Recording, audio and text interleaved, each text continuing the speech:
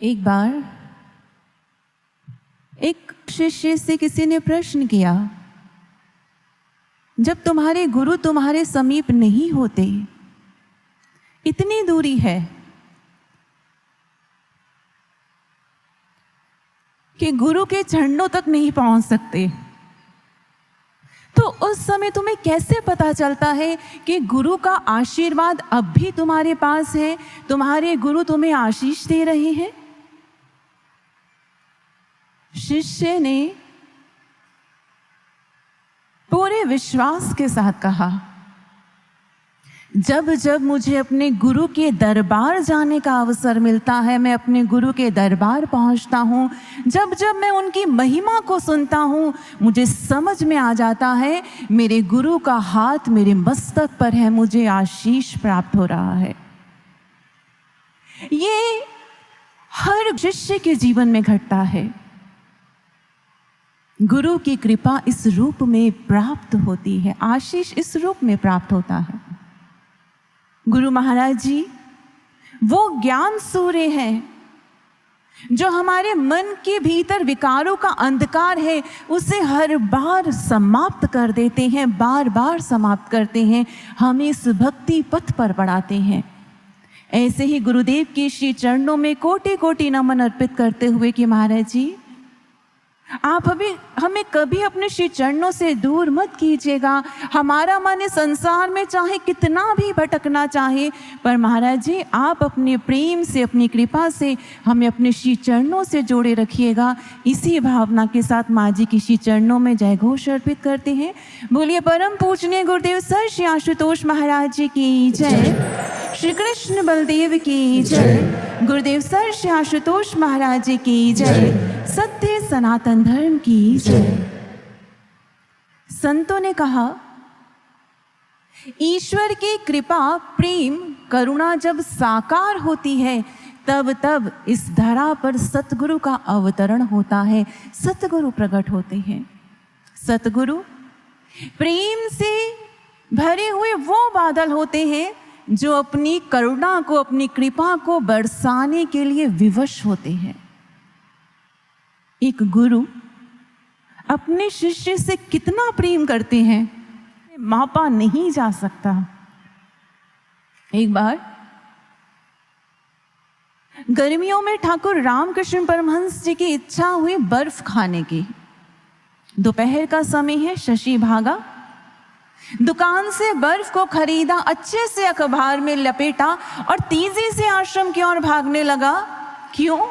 क्योंकि आश्रम दूर है, गर्मी बहुत तेज है, कहीं इस गर्मी में बर्फ पिघल ना जाए, और भागते हुए इस बात का ध्यान रख रहा है कि सूरज की तेज किरणें बर्फ पर ना पड़े, इसलिए अपनी पीठ को सूर्य की ओर कर लिया। आश्रम पहुंचा, बर्फ नहीं पिघली थी। जैसे ही ठाकुर के पास गया तो देखा ठाकुर दर्द से कराह रहे हैं। शशि ने पूछ लिया, ठाकुर क्या हुआ? अभी कुछ समय पहले तो आप बिल्कुल ठीक थे, ये अचानक क्या हो गया? ठाकुर ने कहा, अरे शशि देख तो जरा क्या हो गया।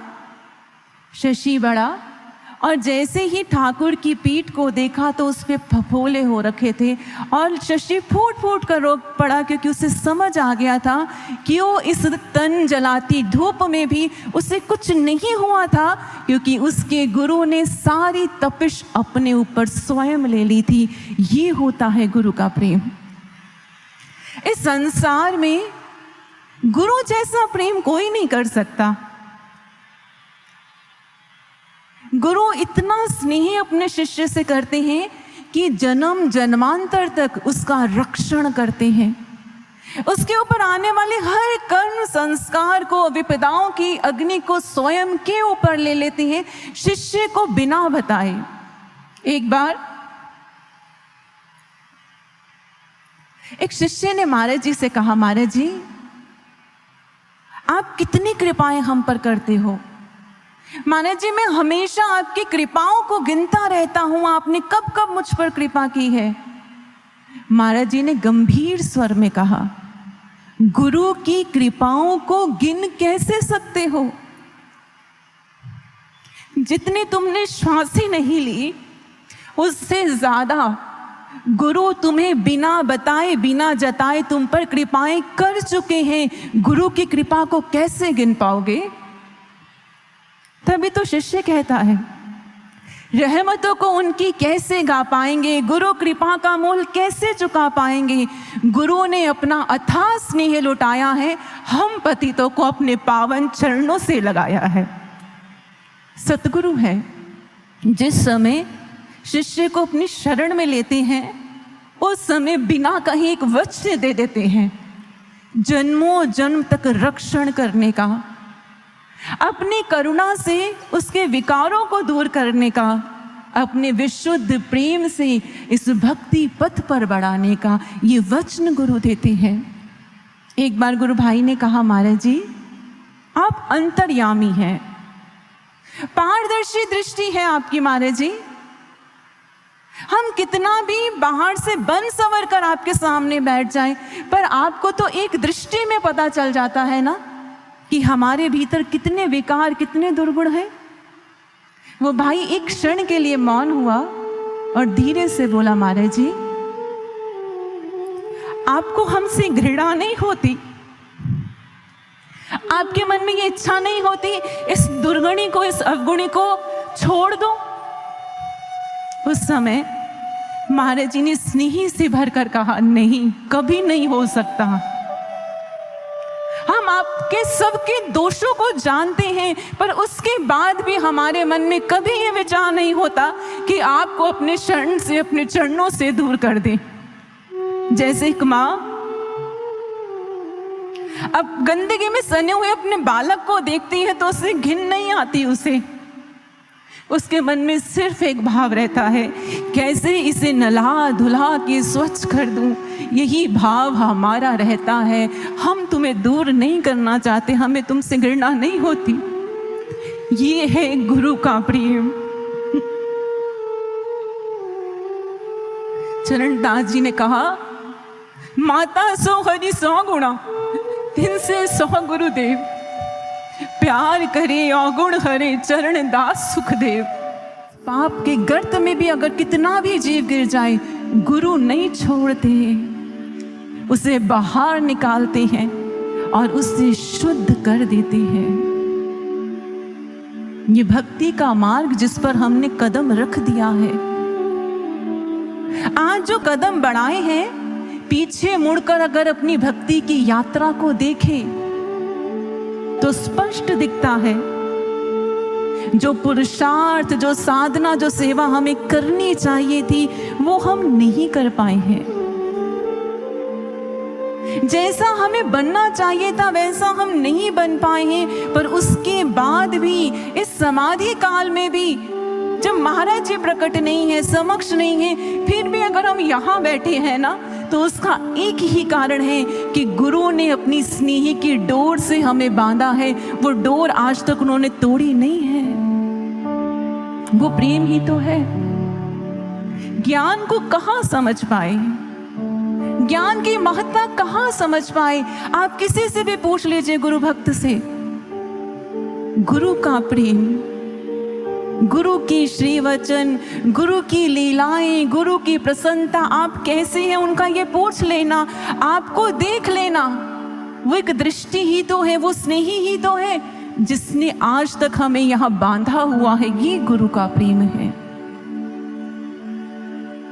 हम नहीं चाहते, कोई महाराज जी का शिष्य नहीं चाहता कि वो महाराज जी के श्री चरणों से दूर हो जाए, इस प्रेम की डोर को तोड़ दे, कोई नहीं चाहता।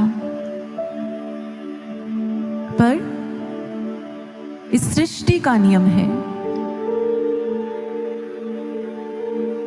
कोई भी संबंध अपनी परिणति को तब प्राप्त करता है, तब सिद्ध होता है जब दोनों ओर से निभाया जाए।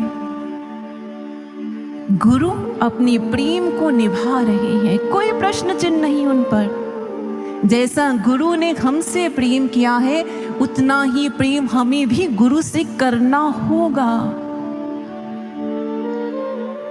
प्रेम गुरु जैसा गुरु से कर पाए, बुद्धि स्पष्ट मना कर देती है, संभव नहीं है। गुरु जैसा गुरु को प्रेम हम कैसे कर पाएंगे? पर जब जब भक्ति मार्ग पर बढ़ते हैं ना, कदमों को बढ़ाते हैं, तो हर शिष्य, हर साधक के सामने ये प्रश्न आ जाता है, ये तथ्य आ जाता है, ये शर्त आ जाती है। भक्ति के मार्ग पर आगे बढ़ना है तो गुरु से गुरु जैसा प्रेम कीजिए। जब जब शिष्यों के सामने ये प्रश्न आया, गुरु की महत्ता देखी, अपनी निम्नता देखी, तो कह उठे, ऊंची जगह नहीं लगाया, बनी मुसीबत भारी। बहुत ऊंचा है मेरा सतगुरु और उससे प्रेम का बंधन बांध लिया, अब मुझे भी उतना प्रेम करना है। अरे ये तो मुसीबत की बात हो गई, कैसे होगा? बड़ी कठिन है डगर पन घट की, बड़ा कठिन है गुरु के प्रेम मार्ग पर बढ़ना। मीराबाई जी ने कह दिया, ऊंचो नीचो महल पिया का मोसो चढ़ियो ना चाहे, नहीं चढ़ पा रही मैं, क्या करूं? बहुत कठिन है प्रेम करना।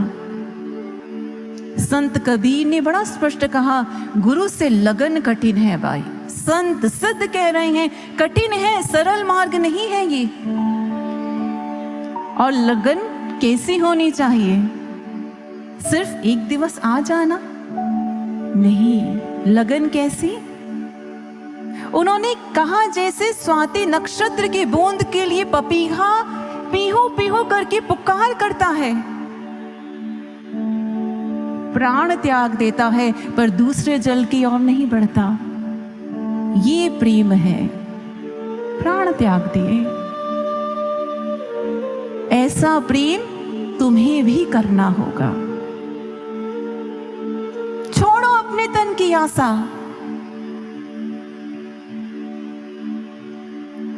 दिव्य पुरुषों ने कहा, प्रेम का खेल खेलना चाहते हो तो शीश दे दो मुझे। बड़ा कठिन है, पर मन ने प्रश्न किया, ये तन देने की बात क्यों बार बार कर रहे हैं? प्रेम की प्रामाणिकता तन देने से कैसे होगी? प्रेम की प्रामाणिकता तन देने से, तन को समाप्त कर देने से कैसी होगी? शीश को चढ़ा देने से कैसी होगी? बड़ा साधारण सा तथ्य है। स्थूल जगत में, ऊपरी स्तर में अगर आप देखिए तो हमारा अस्तित्व इस देह से है, इस तन से ही हमारा सब कुछ है। इसी तन के लिए तो सब कुछ कर रहे हैं, चाहे पाप हो चाहे पुण्य हो, सब कुछ यही तो है। तो ये सब कुछ जो है ये दांव पर लगाना पड़ता है। प्रेम की बाजी जीतनी है तो जीवन को दांव पर लगाना पड़ता है, इस तन को दांव पर लगाना पड़ता है, और यही प्रेम की प्रामाणिकता सिद्ध करते हैं। और यही हमारे भक्तों ने भी किया। सदियों से शिष्यों ने गुरु के प्रति अपने प्रेम को सिद्ध करने के लिए अपनी देह को दांव पर लगाया है, तन को लगाकर प्रेम की बाजी जीती है, पर अपनी भक्ति और साधकता पर दाग नहीं आने दिया। ऐसी ही प्रीत की रीत निभाई थी दशम पातशाह गुरु गोविंद सिंह जी के शिष्य बंदा सिंह बहादुर ने। उनके सामने शर्त रखी गई, सौदा रखा गया, चुनो क्या चुनते हो? अपनी देह रख लो या गुरु से प्रेम रख लो, अपने प्राण बचा लो या गुरु प्रेम का मान बचा लो। बचाओ क्या बचाते हो? सौदा बहुत बड़ा था, पर शिष्य भी अपने गुरु प्रेम पर डटा हुआ था। गुरु से तोड़ने की बात जब आई तो उनके सामने सैकड़ों शिष्यों की गर्दन को काटा गया। डर जाए और डर कर गुरु का रास्ता छोड़ दे, भयभीत नहीं हुए। अच्छा, डरता नहीं तो क्या किया गया? उनके 4 साल के बेटे को उनके सामने लाया गया, चाकू से उसके सीने को चीरा गया, कलीजे को बाहर निकाला और बंदा सिंह बहादुर के मुख पे मारा गया। अब तो विचलित होगा, पर वो गुरु भक्त विचलित नहीं हुआ। एक एक करके आंख, अंग अंग काटा गया और अंत में जल्लादों ने उनके सर को उनके धड़ से अलग कर दिया। शीश धड़ से अलग हुआ, पर हृदय में जो गुरु के प्रति प्रेम था वो अलग नहीं हुआ। जीवन मिट गया पर गुरु के प्रति प्रेम नहीं मिटा, और वो प्रेम इतना प्रगाढ़ था, ऐसे मजीठ रंग के समान प्रगाढ़ था कि इतने वर्षों के बाद भी वो गुरु प्रेम धूमिल नहीं हुआ। सत्य कर दिया उन्होंने।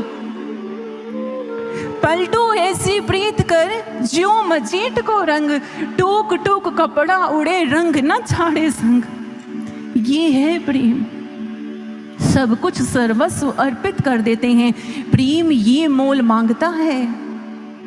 हम बड़ी प्रसन्नता से गर्व से कहते हैं गुरु प्रेमी।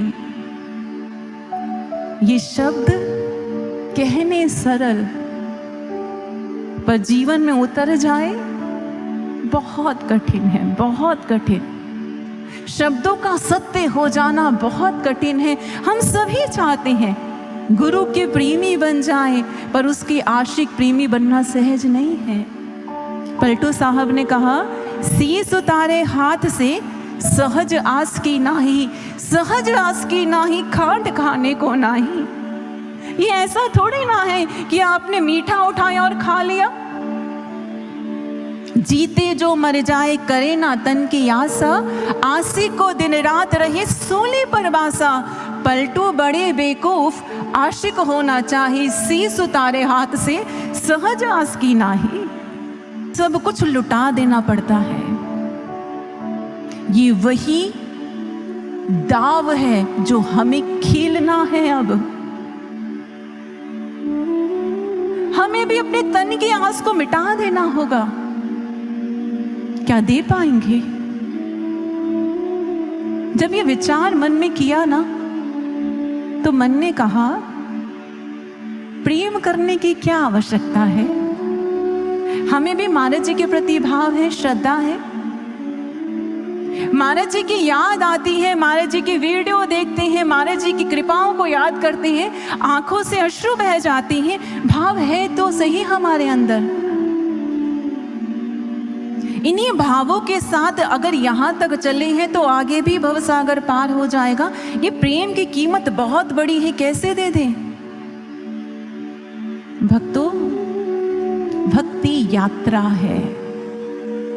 हम अपनी श्रद्धा से, भावों से एक पड़ाव तक पहुंच गए हैं, पर उस भक्ति यात्रा पर आगे बढ़ना है ना, तो गुरु से ऐसा प्रेम करना होगा, ऐसा प्रेम। फिर मन ने कहा, प्रेम तो मन का विषय है।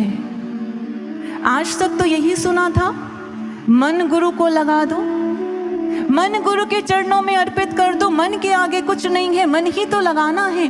तो ये तो मन लगाने की बात हमने सुनी थी, ये उल्टी बात कहाँ से आ गई? भक्तों, बात तो यही है, गुरु चरणों में मन लग जाए, गुरु के आगे मन मिट जाए। अगर ये हो गया तो आपकी बात बन गई है। पर अगर ये नहीं हुआ, ईमानदारी से नहीं हुआ, तो हमारे लिए मार्ग है, तन को लगाना पड़ेगा। ये कैसे है? जैसे आप संगीत सुनते हैं, आप कोई भजन, कोई धुन सुन रहे हैं, वो शब्द सूक्ष्म है, धुन सूक्ष्म है। आप चाहते हैं धुन बदल जाए, तो क्या करना होगा? जहां से संगीत आ रहा है, जो वाद्य को बजा रहा है, जो गा रहा है, उससे बदलना पड़ेगा। वहां से बदलेगा, धुन बदल जाएगी। हवा सूक्ष्म है। आप चाहते हैं हवा की दिशा बदल जाए, हवा की गति बदल जाए, तो आप क्या करते हैं? एसी का रिमोट लेते हैं या फैन का रेगुलेटर लेते हैं और आप उससे दिशा को और गति को बदल देते हैं। मन सूक्ष्म है। इस मन की गति को, इस मन की दिशा को बदलना है, तो उसका रेगुलेटर, उसका कंट्रोलर जो है, ये मानव देह है। वो मानव देह जिसमें गुरु ने ब्रह्म ज्ञान को प्रकट कर दिया, ये वो स्थान है जहां ब्रह्म ज्ञान प्रकट है, और उस तन से ही मन को गुरु चरणों की ओर मोड़ा जा सकता है। कोई दूसरा मार्ग नहीं, करना होगा। स्वामी राम तीर्थ ने बड़ा सुंदर कहा, कहते हैं, लोग आते हैं और कहते हैं हमें गुरु से बड़ा प्रेम है हमें अपने सतगुरु से, और गुरु को याद करके रोते भी हैं। रो रही हैं, बोल रही हैं, पर करनी कैसी है? उन्होंने कहा, जिन प्रेम रस चाख्या नहीं, अमृत पिया तो क्या हुआ। कहीं भी पहुंच जाइए, ज्ञान की कितनी भी ऊंचाई पा लीजिए, अगर गुरु से प्रेम नहीं हुआ तो उन्होंने कहा कुछ नहीं हुआ। जिन प्रेम रस चाख्या नहीं, अमृत पिया तो क्या पिया। जिन इश्क में सिर ना दिया, युग युग जिया तो क्या किया। प्रीतम से किंचित प्रेम नहीं, प्रीतम पुकारत दिन गया। मतलूब हासिल ना हुआ, रो रो मुआ तो क्या मुआ। सिर्फ प्रीतम प्रीतम करने से बात नहीं बनेगी, उसके लिए शीश को देना पड़ेगा, तन को देना पड़ेगा। पर यहां तन देने का अर्थ क्या है? आपकी तन में जो सामर्थ्य है, आपकी देह में जो सामर्थ्य है, जो गुण ईश्वर ने आपको दिया है, उसे 100% अपने गुरु की सेवा में, साधना में लगा दीजिए। कंफर्ट जोन नहीं, निर्ममता धारण कीजिए अपने प्रति। एक बार लाटू अपनी सेवाओं को पूरा करके सो गए। शाम के समय ठाकुर आए और क्रोध में डांटते हुए कहा, रे मूर्ख, इस प्रकार आलस के कुएं में क्यों गिरा पड़ा है? क्या इसलिए तुझे ये जीवन मिला है? क्या इसलिए तू मेरे पास आया है? लाटू उठा और कहने लगा, ठाकुर, सारा दिन सेवा की है, शरीर थक गया है तो सोएगा तो ना, नींद तो आएगी। अगर आप चाहते हैं कि थकने के बाद भी मैं साधना करता रहूं, हमेशा सेवा में लगा रहूं, तो आप मुझे भी अर्जुन की तरह गुड़ाकेश बना दो, अर्जुन की तरह बना दो, नींद ही ना आए। ठाकुर खिलखिलाकर हंसे और कहा, अरे लाटू, सब कुछ मैं ही करूंगा तो तू क्या करेगा? छोटा ही सही, लेकिन वानरों की तरह पुल तो बनाकर दे अपने गुरु को, फिर देख तेरा राम उसका कितना विस्तार करता है, थोड़ा तो पुरुषार्थ कर। लाटू उठे, अपने मुख को धोया, निद्रा का त्याग किया और साधना पर बैठ गए। जैसे ही बैठे, नींद फिर हावी हो गई।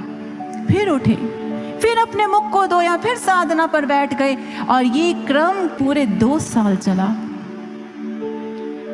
दृढ़ संकल्पित होकर अपने आराध्य को प्रसन्न करने के लिए साधना कर रहे हैं, क्योंकि गुरु ने कहा है। एक दिवस लाटू ने अपनी सेवा को पूरा किया, मंदिर के कोने में बैठकर साधना कर रहे थे। तभी उन्हें लगा जैसे अमृत की वर्षा हो गई, और साक्षात श्री राम उनके भीतर प्रकट होकर उनको बुला रहे हैं। ये अनुभूति उन्होंने की, और जैसे ही ध्यान से आंखें खोली तो देखा सामने ठाकुर बैठे हैं, स्नेह से उसे निहार रहे हैं, हाथ में पंखा पकड़ा है और अपने लाटू को हवा कर रहे हैं। मेरा शिष्य साधना पर बैठा है, इस गर्मी में बैठा, उसे गर्मी ना लग जाए इसलिए वो हवा झल रही है। कितना सुंदर दृश्य है, जहां शिष्य अपने आराध्य को प्रसन्न करने के लिए निरंतर प्रयासरत हैं, वहीं गुरु, वहीं आराध्य अपने साधक की साधना फलीभूत हो जाए, स्वयं उतर कर उसके सामने बैठकर उसे हवा कर रहे हैं। उस रात्रि लाटू चरण सेवा कर रहे हैं। ठाकुर ने मस्त अंदाज में कहा, जानता है लाटू, तेरे श्री राम इस समय क्या कर रहे हैं? लाटू ने मस्त अंदाज में कह दिया, मुझे क्या पता। ठाकुर रामकृष्ण परमहंस ने कहा, तेरे श्री राम इस समय एक विशालकाय हाथी को सुई की छेद से गुजार रहे हैं। ये वाक्य सुना, लाटू ने जो चरण सेवा कर रहा था, उन्हीं चरणों पे अपने मस्तक को रख दिया, क्योंकि वो समझ गया था उसका वो मन, वो स्थूलता जो संसार की ओर थी, आज उसके सतगुरु ने उसके मन में वो दिव्यता भर दी है जो कभी उसे उसके सतगुरु के चरणों से दूर नहीं होने देगी। ये प्रयास सिर्फ कहने से नहीं होगा, करना होगा। एक बार एक शिष्य ने महाराज जी से कहा, महाराज जी, मैं आपसे बहुत प्रेम करता हूं। महाराज जी ने कुछ उत्तर नहीं दिया। दोबारा बात दोहराई, महाराज जी मैं आपसे बहुत प्रेम करता हूँ। महाराज जी फिर मौन रहे। तीसरी बार कहा, महाराज जी मैं आपसे इतना प्रेम करता हूँ, इतना प्यार करता हूँ कि आपके लिए मैं अपने प्राण दे सकता हूँ। महाराज जी ने गंभीर स्वर में कहा, जो विकारों के हाथों मरा हो वो गुरु के लिए क्या मरेगा। तो रोज कभी काम, क्रोध, अहंकार, ईर्ष्या के हाथ मरता है, गुरु प्रेम में कैसे मरेगा। ये गुरु महाराज जी के श्री वचन सिर्फ उसके लिए नहीं थे। और गुरु ने यदि कहा, इतना स्पष्ट होकर, मुखर होकर ये बात कही, तो इसलिए भी नहीं कि उसके दोष को प्रकट करना चाहते हैं, नहीं। गुरु का हर कार्य कल्याण करने वाला है। महाराज जी की ये श्री वचन उसके भीतर ऐसे उतरे कि वो दृढ़ता से साधना में और सतर्क हो गया अपने विकारों के प्रति, और एक एक कर अपने विकारों को दूर कर दिया। ये कार्य हमें भी करना है। गुरु भक्तों, अमेरिका ने 1996 तक महिला जिम्नास्टिक में कोई गोल्ड मेडल नहीं जीता था, लेकिन ओलंपिक में केनी स्ट्रक ने इतिहास रच दिया।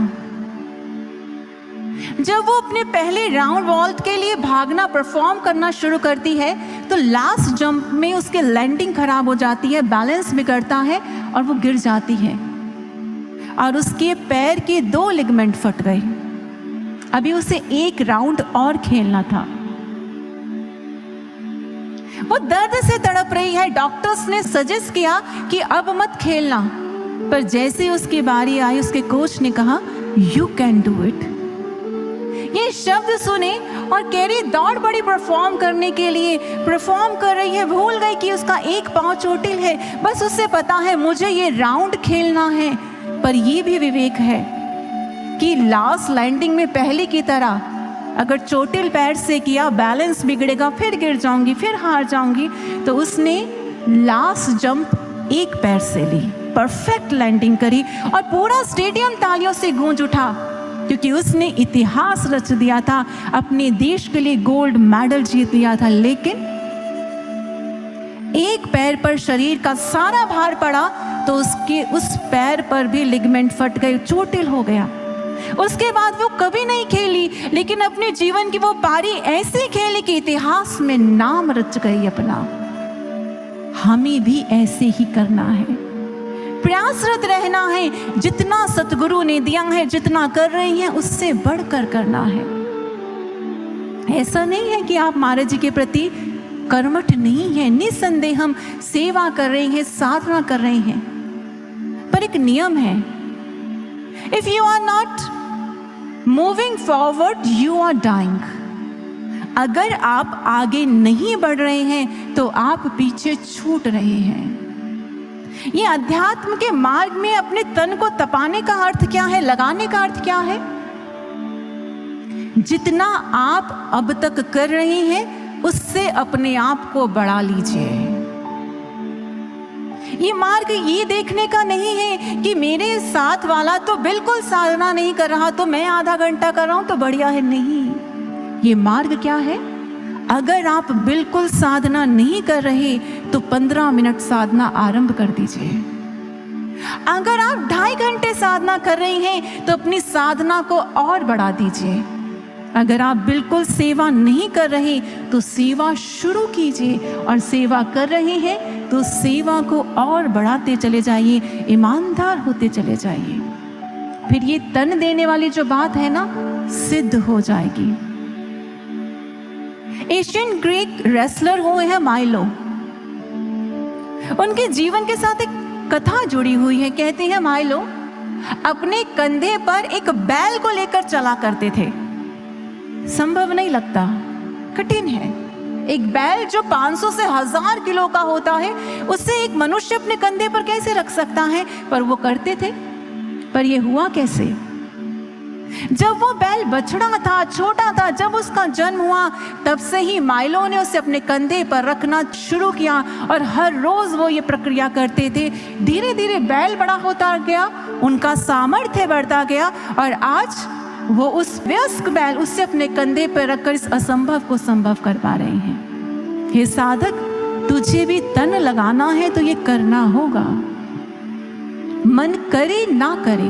आपने महाराज जी के श्रीमुख से कितने बार सुना है, मन लगे ना लगे साधना कीजिए, मन लगे ना लगे, मन कहे ना कहे सेवा में आ जाइए, मन कहे ना कहे सत्संग में पहुंच जाइए। बड़ी गर्मी है, होने दीजिए गर्मी, पहुंच जाइए गुरु के दरबार में।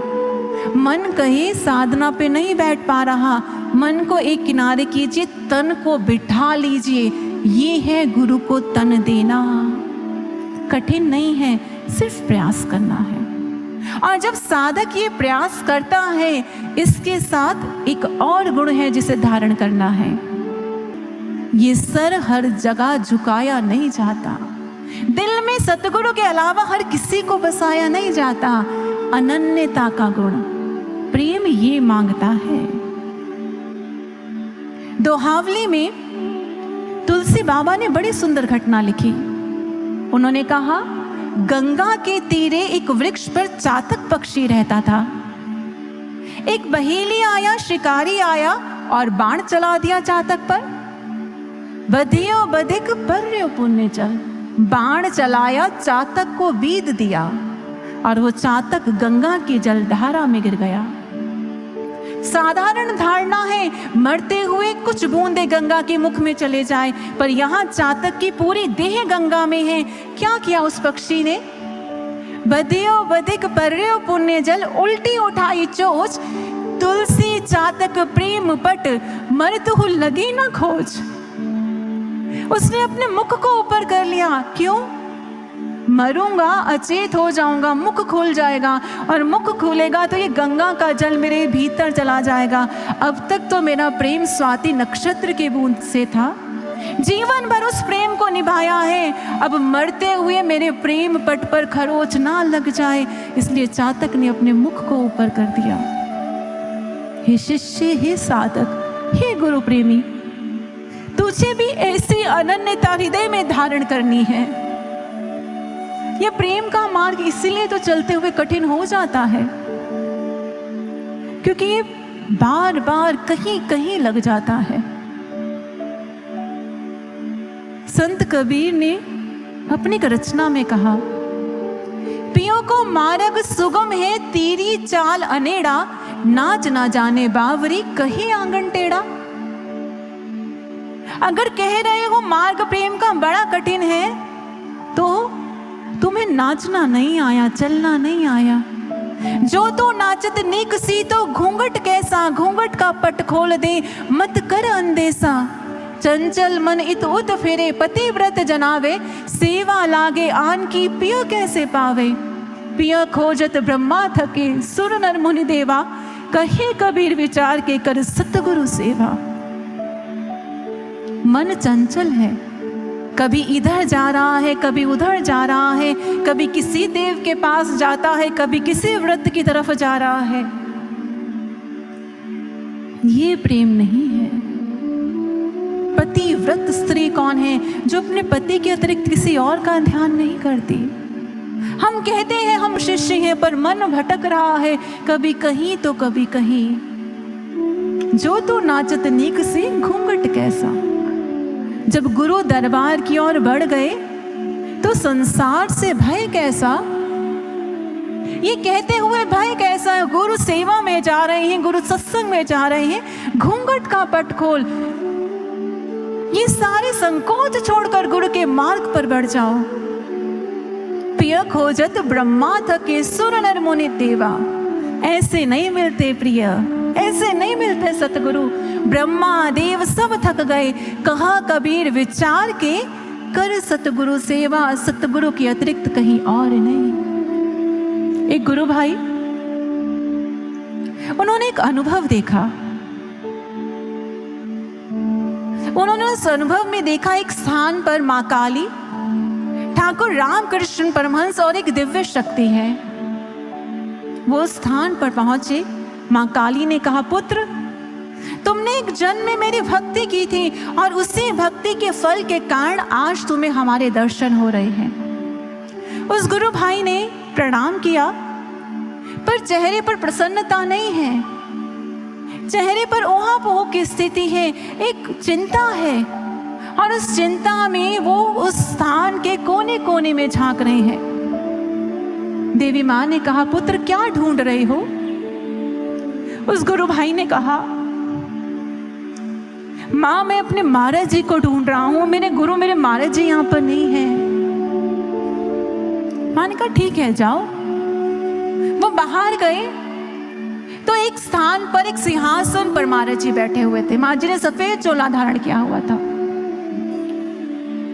भाग कर गए, महाराज जी को प्रणाम किया और जोर जोर से फूट फूट कर रोने लगे। माँ जी ने उनके मस्तक पर हाथ रखा और कहा, इतना क्यों रो रहे हो, क्या हो गया?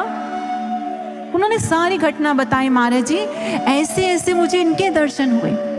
माँ जी इनका फिर तो प्रसन्न होना, तीन शक्तियों ने तुझे दर्शन दिए हैं, फिर रो क्यों रहा है?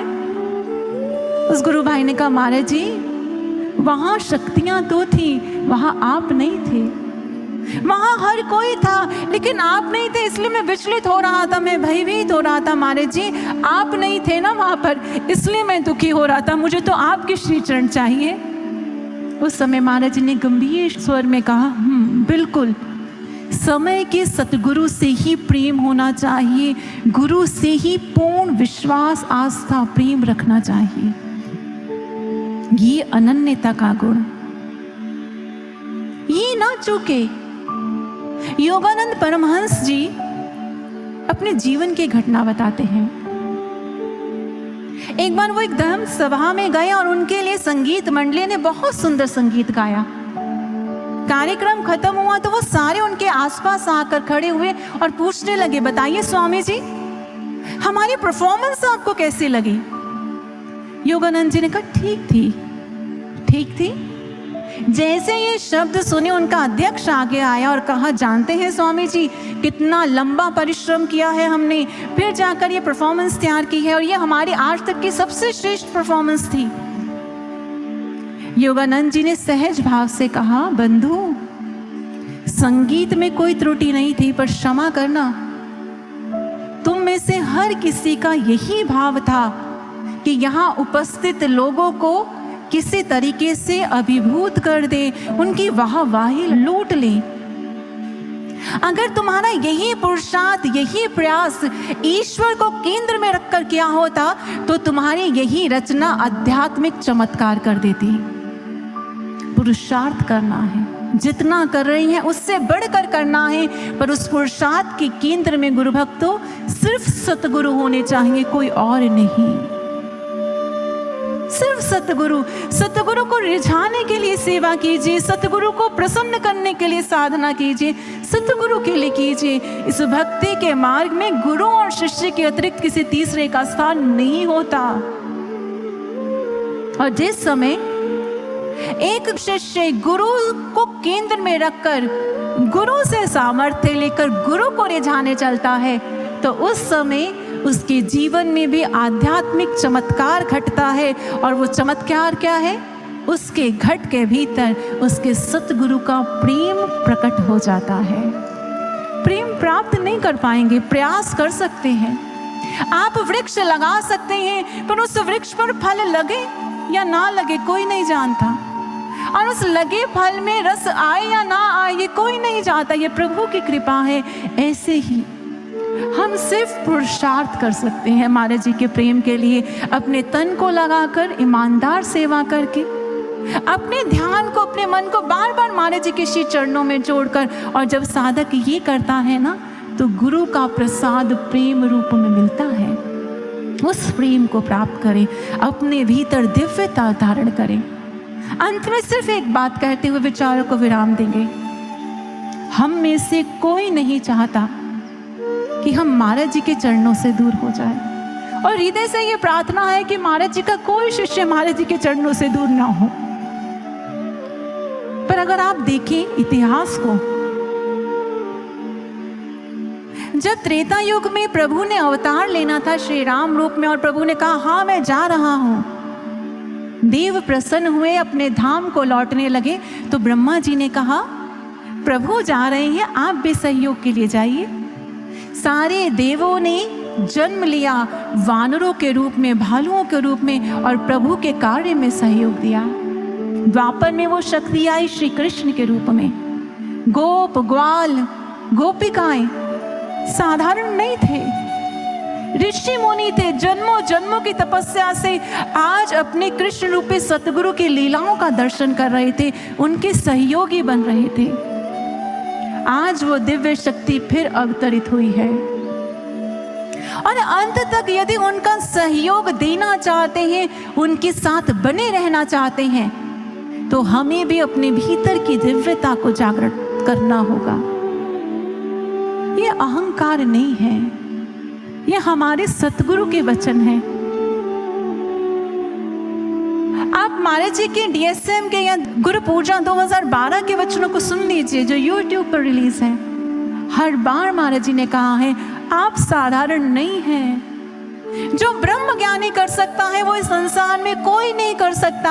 आप असंभव को संभव कर सकते हैं। महाराज जी ने कहा, आप में असीम शक्तियां हैं, बस सुप्त हैं, जागृत कीजिए, साधना में लगे रहिए, अपने गुरु की सेवा में लगे रहिए। वो दिव्यता महाराज जी की हर साधक, हर शिष्य में है, बस उसे जागृत कर पाए और महाराज जी के श्री चरणों से सदैव जुड़े रहें, यही भावना रखें हम सभी। और अंत में इन्हीं भावों के साथ, कभी ना छोड़ूंगा ये वचन गुरु ने सदा निभाया है, जन्मों जन्मों से। कभी ना छोड़ूंगा ये वचन गुरु ने सदा निभाया है, अपनी प्रेम करुणा से इस भक्ति पथ पर चलाया है। प्रीत की रीत तो उन्होंने सदा निभाई है, अब प्रेम निभाने की बारी अपनी आई है। दिव्यता को करने जागृत, निर्ममता से खुद को गढ़ना है, हर श्वास श्वास गुरु अनन्यता का पाठ पढ़ना है। फिर लगन रंग मजीठ से, ऐसा मजीठ का रंग, फिर लगन रंग मजीठ से आश्रु के भक्तों को ऐसी लग जाएगी, उनकी प्रेम गाथाएं युगों तक गाई जाएंगी। वो गाथाएं जो अब हम पहले के भक्तों की सुनते हैं, वो गाथाएं तैयार हो रही है। और फिर भक्त कहता है, लगन सतगुरु से लगा बैठे, अब तो बैठ गए, अब तो हो गया प्रेम, अब जो होना है हो जाए, अब तो महाराज जी के चरणों से जुड़ गए, अब तो प्रेम की गांठ बंध गई। और शिष्य की ओर से भी प्रेम की गांठ बन जाती है, तो इस संसार की कोई भी शक्ति वो तोड़ नहीं पाती। हे सतगुरु, हे महाराज जी, ऐसी गांठ हम बांध पाए, ये सामर्थ्य, ये विचार आप हमें दीजिए। इन्हीं भावों के साथ महाराज जी के श्री चरणों में महाराज जी के प्रेम की अभिलाषा करते हुए, महाराज जी के प्रति अपने कर्तव्यों को पूर्ण करने की भावना को लेते हुए मुक्त कंठ से जय घोष लगाएंगे। बोलिए सियावर रामचंद्र भगवान की प्रेम स्वरूप गुरुदेव सर श्री आशुतोष महाराज जी की साचे दरबार की जय।